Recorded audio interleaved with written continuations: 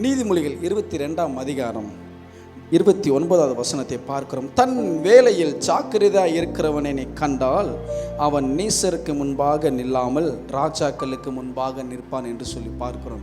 இன்னைக்கு அநேகருடைய வாழ்க்கையில் நீசருக்கு முன்பதாக நிற்கிறாங்க, ராஜாக்களுக்கு முன்பதாக நிற்கல. பிரியமானவர்களே, இன்றைக்கி நம்முடைய வாழ்க்கையில் அநேக நேரங்களில் நம்ம வாழ்க்கையில் ஆக்டிவாக நம்ம வாழலை, ஆக்டிங்காக நம்ம வாழ்ந்துக்கிட்டு இருக்கிறோம். அது ரொம்ப முக்கியமாக நம்ம வாழ்க்கையில் நம்ம சந்தித்து கொண்டிருக்கிறோம் பிரியமானவர்களே.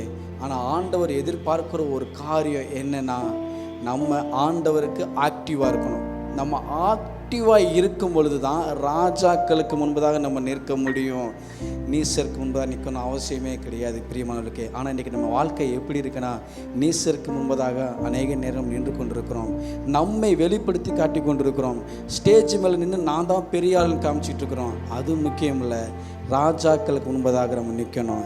தேவனுக்கு முன்பதாக தேவ சமூகத்தில் காத்திருக்கிற ஒரு மனுஷனாக நம்ம நிற்கணும் பிரியமானவர்களே.